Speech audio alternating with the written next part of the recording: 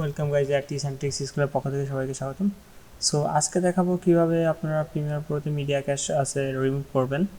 তো আপনাদের দেখবেন যে যখন প্রিমিয়ার প্রো ইউজ করে থাকেন তখন দেখা যাচ্ছে বেশিরভাগ ক্ষেত্রে লোকাল ডিস্ক সিটা ভরে যায়, অর্থাৎ এটা কিন্তু বুক হয়ে যাচ্ছে। দেখা যাচ্ছে আপনার 20 GB ফাঁকা আছে, তখন আপনি ইউজ করতেছেন, করতে করতে দেখা যাচ্ছে 10 GB বা 11 GB বা 15 GB আপনার হচ্ছে ওটা বুক হয়ে যাচ্ছে। এটা হওয়ার মেন রিজনটা কি?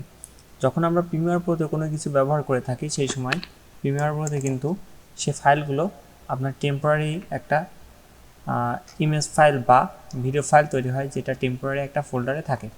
তো আমি একটা প্রজেক্ট ওপেন করেছি, প্রজেক্ট থেকে অথবা আপনার হোম বাটন থেকেও করতে পারেন। এখানে এডিটে গেলাম, প্রিফারেন্সে গেলাম এবং এখান থেকে আমি মিডিয়া ক্যাশে গেলাম।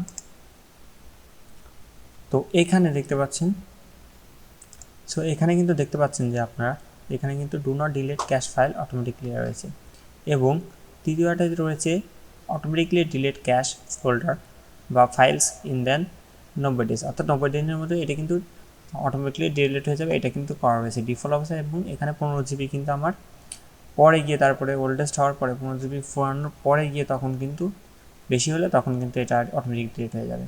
তো আমি এখান থেকে আমি চাইলে এটা আমি 30 দিন করে দিতে পারি, অথবা আমি এখান থেকে চাইলে আমি কিন্তু এখানে 5 GB করে দিতে পারি।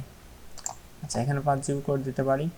তো এখানে আরেকটা বিষয় হচ্ছে, অনেক ক্ষেত্রে দেখবেন যে প্রিমিয়ার প্রোতে হ্যাং হওয়ার রিজনটা কি? আমরা মেমোরিতে গেলাম, এখান থেকে আমি প্রিমিয়ার প্রোতে এখান থেকে কিন্তু 2 GB সিলেক্ট করে দিয়েছি, কারণ আমার এখানে কিন্তু মোট 8 GB মতো, অর্থাৎ 7.9 ইউজেবল।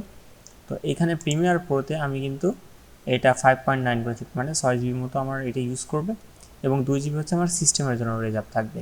কেমন বিষয় হচ্ছে, আমি যখন ইউজ করতে পারি রেন্ডারিং বা কোনো ফাইল কাজ করতেছি, চাপা ফাইলগুলো, তখন সেই ক্ষেত্রে আমার 6 GB র্যামটা সর্বোচ্চ ইউজ করবে প্রিমিয়ার প্রো এবং বাদবাকি যে 2 GB রয়েছে সেই 2 GBটা ইউজ করবে আমার অন্যান্য অ্যাপ এবং আমার সিস্টেম। তো এইভাবে কিন্তু আপনারা সহজে আপনারা মেমোরি অ্যালোকেশন করতে পারেন। সো এখন আমরা মিডিয়া ক্যাশ থেকে মিডিয়া ক্যাশ এখানে সেভ সিপিকে ফাইল বা পিপিকে ফাইল রয়েছে, তো এটা আমরা এখান থেকে ডিলিট করে দিলাম, ক্লিন করে দিলাম। আর এখান থেকে আপনারা চাইলে এখানে মিডিয়া ফ্রেমগুলো কিন্তু আপনারা করতে পারেন ডিফল্ট অবস্থায়। তো এই ছিল আজকের ভিডিও। ধন্যবাদ সবাইকে এবং লাইক, কমেন্ট এবং শেয়ার করবেন।